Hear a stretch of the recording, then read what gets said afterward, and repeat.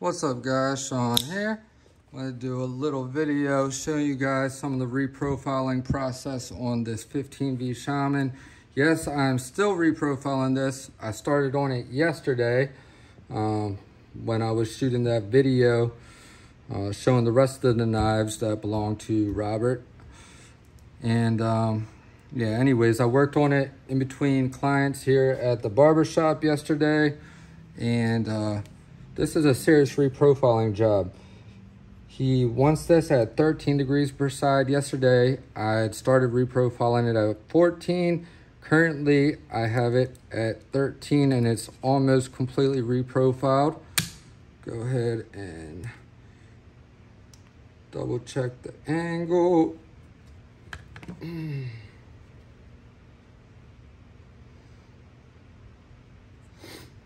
Oh,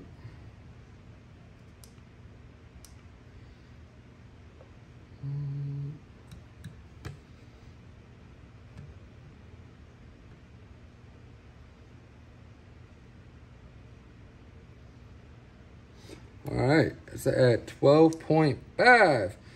So originally you wanted these at 12, so I think I'll just stick with that. I mean, the 15V steel can definitely handle it, so that won't be a problem. Let's see.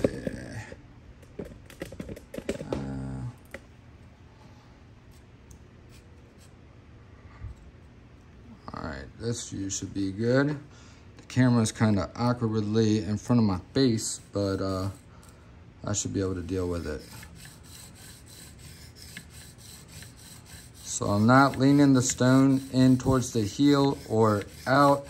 I'm just letting it tilt, you know, to the profile of the blade on its own. I'm holding it just like this.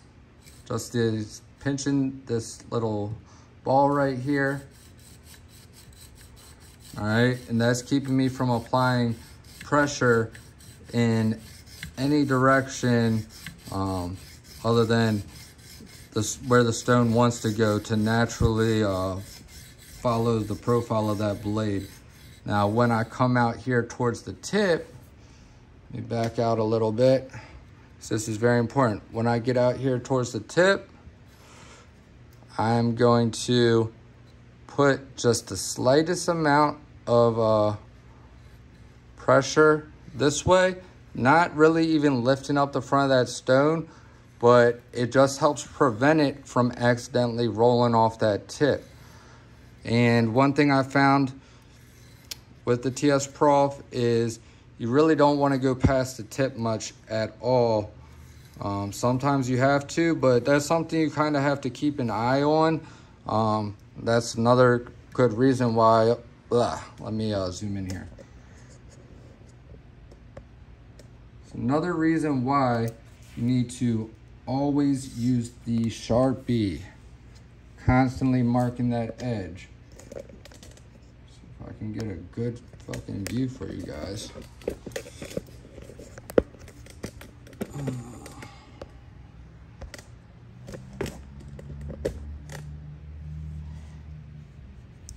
Okay, so as you can see, there's just a little tad of black left on there, but if I come out way past it, it's going to change the profile of that tip. I know this from experience with other Spydercos. I can come out past it just a hair, but I'll show you what I'm doing with my fingers here.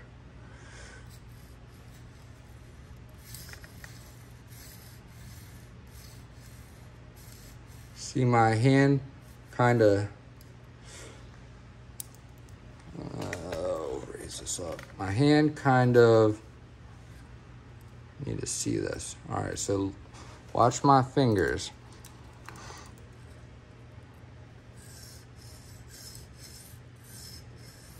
My hand kind of curves over here. I'm not forcing it, but I'm just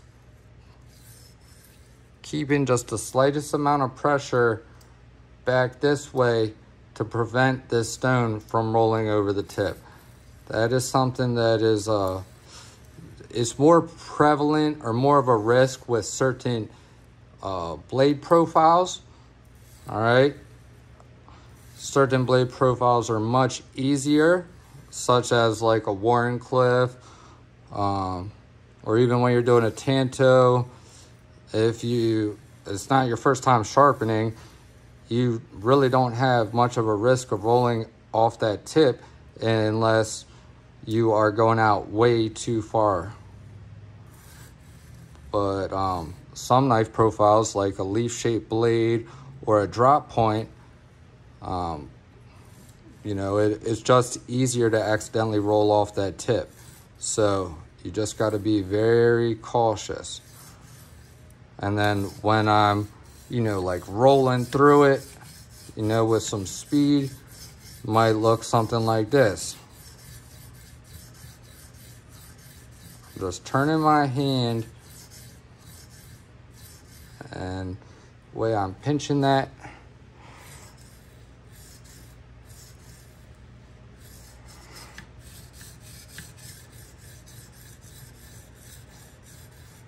hopefully I'm demonstrating that in a way that you guys can understand what I'm trying to say. Sometimes I have trouble trying to put stuff into words, but I'm trying to show you guys what I do to prevent problems. So we'll go ahead and flip to the other side.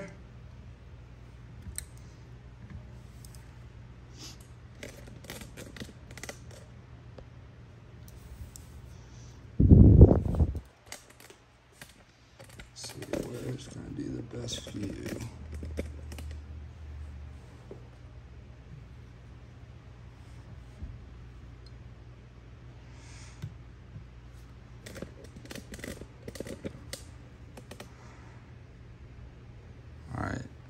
That might work. Be a little bit awkward, but all right. So I start with a edge trailing stroke to knock that burr down, and then I usually make a couple strokes flat against the heel like that, and then I start doing a little bit of a sweeping motion, just maybe 1 inch to 2 inches out, or 1 to 2 inches down the blade. You know, say 2 inches of the length of the blade. And then I start working the middle a little bit. Then I come towards the tip and making sure I do not let it roll off the front. Another thing I do is I put my hand underneath the blade, my finger just past the tip.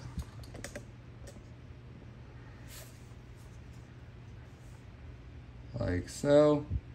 And that also helps prevent you from rolling off the blade, rolling off the tip and rounding it.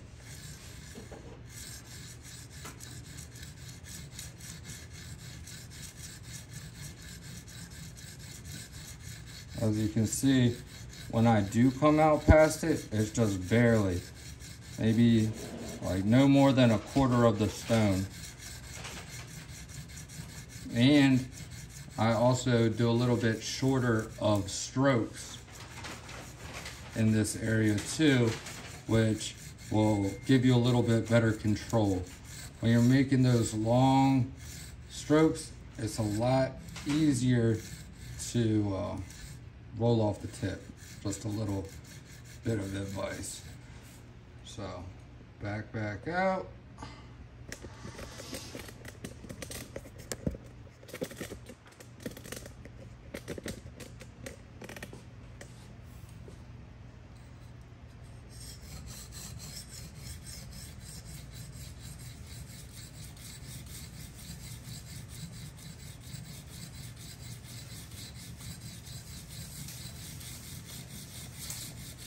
Then I'll do some passes like this, even with the tip, and then do some sweeps going towards the heel. I'll start only going maybe 2 inches of the length of the blade, Then I'll work the middle portion. It's just cutting edge is approximately 3 inches. So, you know, do the first 2 inches, then the middle 2 inches, and then finally the last 2 inches of the blade. So I break that 3 inches down into 3 different areas that all overlap. And that's how I keep my scratch pattern so consistent, which is very important when it comes to the finish at the end of the sharpening. You won't have to worry about you know, the random scratches in the scratch pattern that you can't get rid of with the higher grit stones. This keeps everything nice and uniform and consistent. So now that I'm back at the heel, just kind of work through that whole blade. All right, now I'm gonna wipe it off, remark it, and flip it.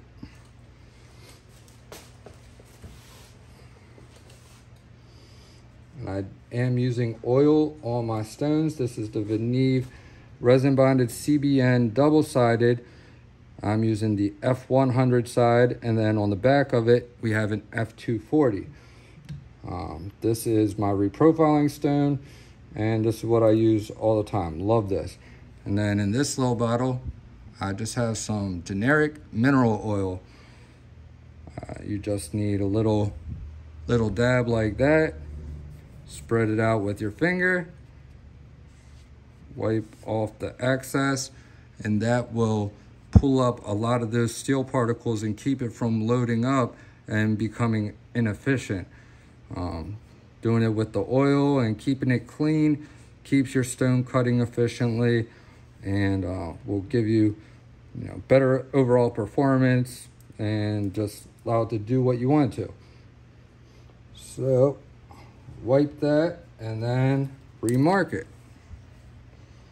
I like using these fat Sharpies. Makes marking the edge a lot easier, especially considering I like sharpening all my knives at lower angles, which means in most cases it's going to be a larger edge bevel. On blades that are super thin behind the edge, it might not be very large edge bevel, but you know, the thicker it is behind the edge, the larger the edge bevel is going to be when you go down to those lower angles.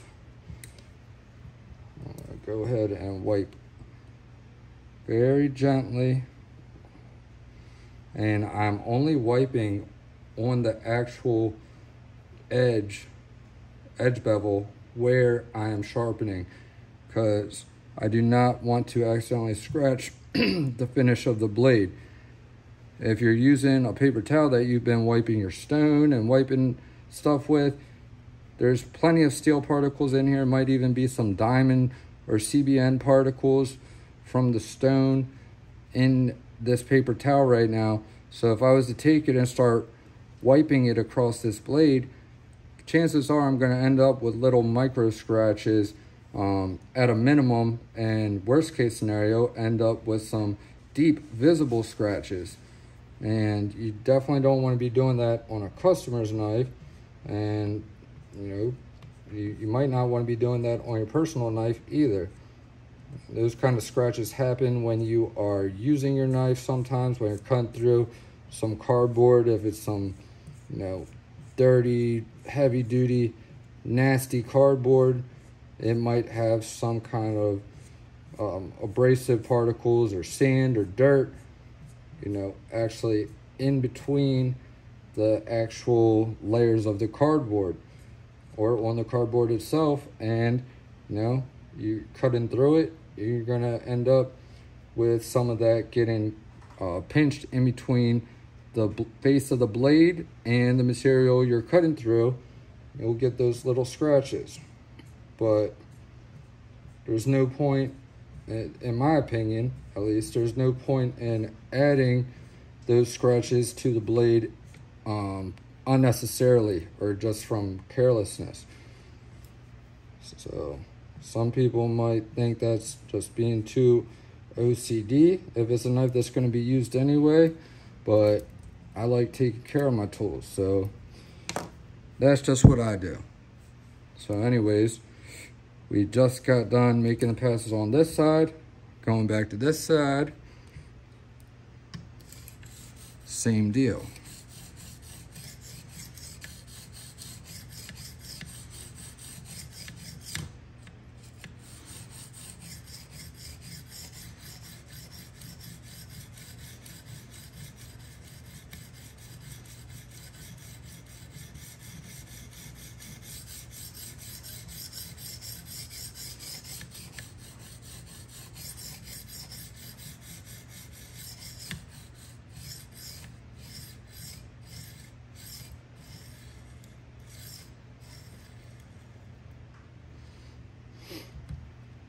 All right, so another thing I will mention that is relevant to Spydercos is when you're sharpening all the way to the ricasso, and you do not have a sharpening choil, which I do not like sharpening choils, strongly recommend against them. I would recommend that you sharpen it all the way to the ricasso like this, but some people worry about, well, how do I protect this ricasso, keep from scarring it up and all? Well, thing is, there's no real practical way to completely protect it. You can protect this top part of it, and you can protect the inside of it from having any grind lines that, you know, aren't parallel with it. Like, I don't know any other way to put it. But if you look very closely up against it, you'll see that's the only place the stone is coming in contact with. And when I mark the edge, I also mark that area and up above it too, so I can see immediately if the stone is hitting anywhere I don't want it to. But you know, as long as it stays right in that section right there, you shouldn't have any issues. And you know, that's how I do it with all my personal knives. That's how I've been doing it with all my customer Spydercos for a long time. Never had anybody you know, complain about it or have an issue with it. And a lot of people probably don't even ever notice it, because by the time I'm done the sharpening, that's going to be a less coarse scratch or whatever right there. It's going to be more smoothed out as I go through the higher grit stones, and it's not going to be quite as noticeable. So it's really not a big deal. Only thing you want to do is when you are clamping the blade in a Tsprof, you want your stone to come almost exactly parallel with the ricasso. You want it just ever so slightly angled away from the ricasso, and that's going to keep you from scarring up the ricasso up here, and it's going to allow you to get all the way to the very end of the heel. You know, sharpen it all the way up to the ricasso. If the knife was, or the handle was pushed back a little bit towards the sharpening system, and the ricasso, instead of being at that angle, was at that angle, then your blade is going to hit right, not your blade, your stone's going to hit right there, and you're not going to be able to get to the heel. And you're also going to scar up the ricasso up here, which will be noticeable and look bad. So you either want it perfectly parallel, or you know, to be safe, just the slightest hair angled, you know, away from it. And as long as you do that, you will be in good shape.